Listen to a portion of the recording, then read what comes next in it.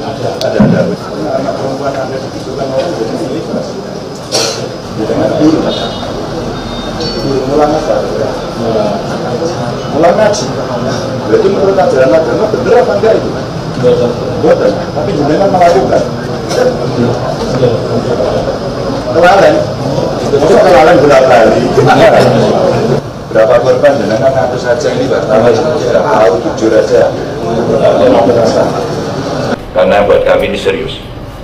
Anak kita itu perlu kita lindungi, bukan untuk dikerasi dalam kondisi apapun.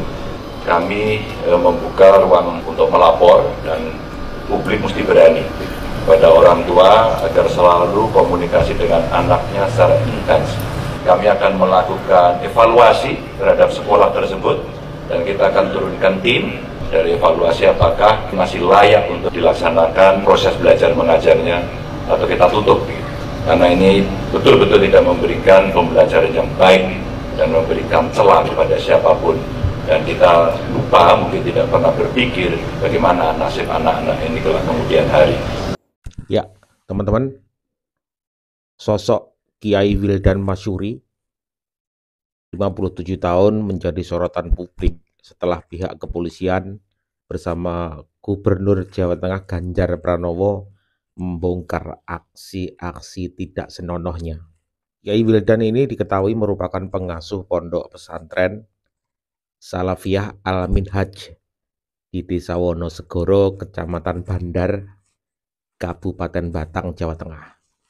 Ternyata usut punya usut, Wildan ini sudah cukup lama melakukan aksi bejatnya dari tahun 2019 hingga tahun ini, sebelum akhirnya ketahuan. Dilaporkan ada sekitar 17 santriwati yang menjadi korban pencabulan. Bahkan ada yang sampai dipaksa untuk melakukan hubungan suami istri.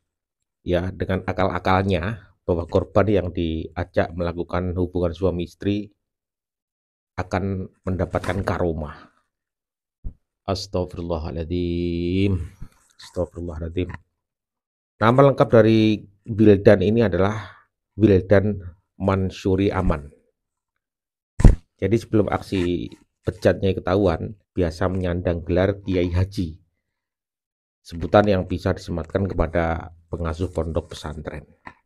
Wildan Masyuri ini berusia 57 tahun dan merupakan pengasuh pondok pesantren Salafiyah Al-Minhaj.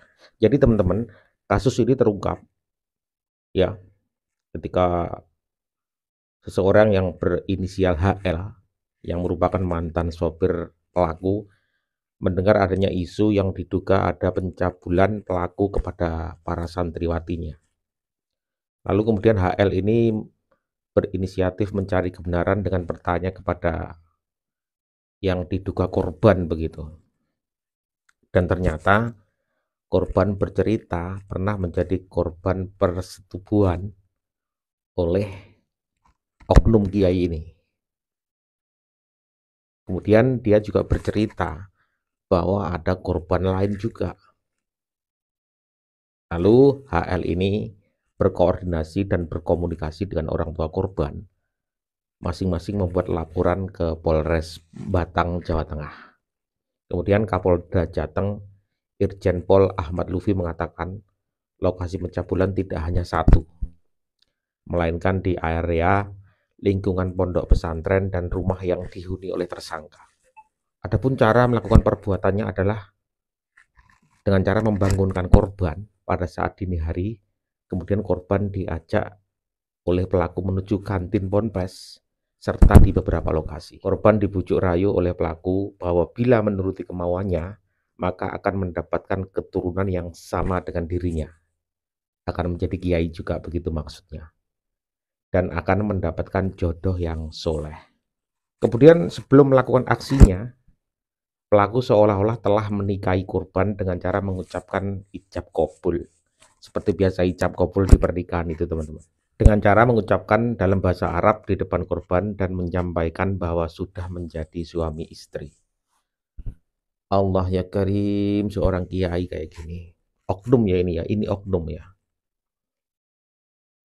Kemudian setelah melakukan pencabulan, korban diberikan uang jajan dan mengatakan kepada korban agar tidak memberitahukan kepada orang lain. Karena perbuatannya itu adalah benar karena sudah sah sebagai sepasang suami istri. Kini pelaku dijerat Undang-Undang Perlindungan Anak dengan hukuman 15 tahun penjara.